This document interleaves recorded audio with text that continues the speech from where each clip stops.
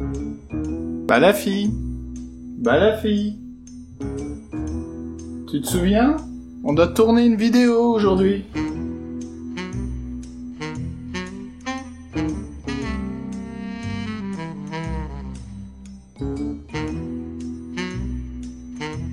Bon. Oh putain! Mais pourquoi tu portes ce masque? C'est pas Halloween? Et toi, pourquoi tu vis sur mon canapé depuis si longtemps? Tu déconnes ou quoi? Bah, t'as pas vu BoJack Horseman?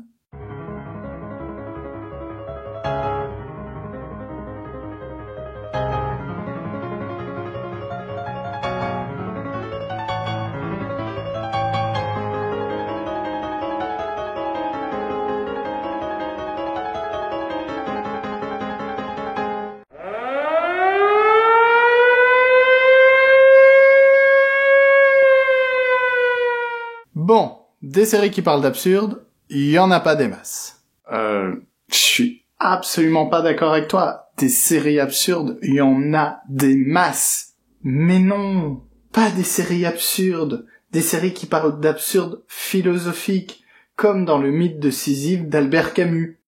Hein? L'absurde philosophique, c'est le fait que l'on considère qu'il n'y a pas de sens à la vie, et que donc cette vie est absurde, telle que Sisyphe dans le mythe de Sisyphe.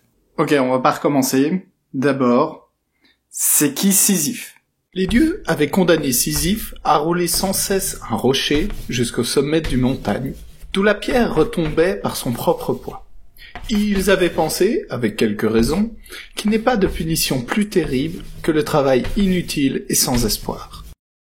Ce qui est intéressant, c'est de voir que deux des raisons qui ont entraîné la punition de Sisyphe sont en rapport avec le refus de la mort. Et ce qui rend notre vie absurde, c'est la mort. Ce qui fait que tout ce que l'on fera dans notre vie n'a aucun sens, c'est le fait que, en bout de course, la seule certitude qu'on ait, c'est de mourir. Voyons du coup quelques séries qui parlent de ce type d'absurde. Californication, bien sûr, qui nous montre la vie de Hank Moody, qui représente, selon moi, le Don Juan dont parle Camus dans son livre, c'est-à-dire le séducteur qui, pour combattre l'absurde, collectionne les femmes. Non pas parce qu'il aime plus l'ancienne, mais juste parce qu'il en aime une autre, et donc complètement passionné par l'amour.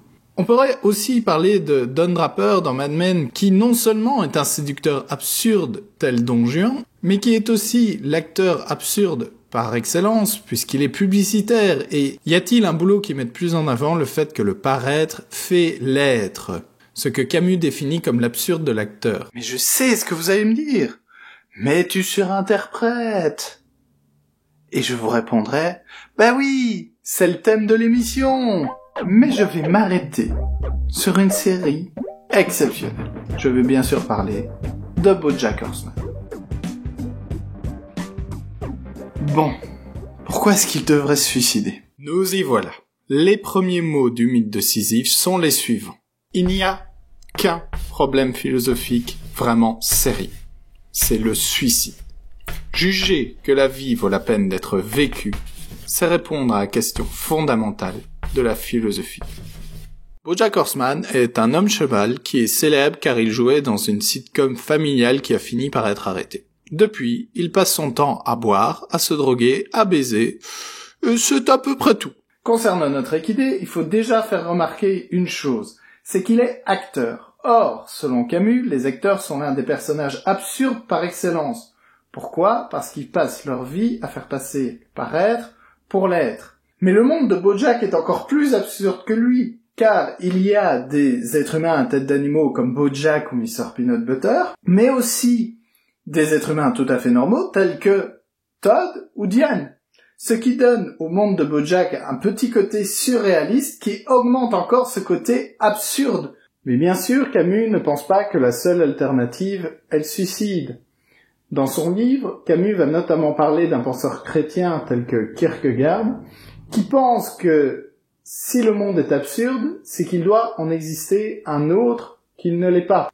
Ce qui est à peu de choses près la pensée chrétienne, de dire que le seul monde qui compte, c'est le monde d'après la mort. Et cela crée un monde non absurde et donc de l'espoir d'une vie après la mort, qui, elle, n'est pas absurde. Les personnages autour de BoJack ont tous des préoccupations qui peuvent sembler donner du sens à leur vie. Par exemple, Princesse Caroline se réfugie dans son travail pour se donner l'espoir de donner du sens à sa vie. Pour ce qui est de Mr. Peanut Butter et Diane Nguyen, c'est encore différent. Si Mr. Peanut Butter est un personnage qui ne se pose pas de questions et qui du coup est tout le temps de bonne humeur, Diane, elle, est un personnage cynique qui se pose énormément de questions sur le sens de la vie et qui du coup devrait être dans le même état d'esprit que BoJack. Mais ces deux personnages sont ensemble et forment un couple. Et donc l'amour qu'ils se donnent l'un à l'autre leur donne de l'espoir quant au sens de la vie. Mais alors, l'autre alternative pour Camus, qui ne soit pas une alternative de croyant,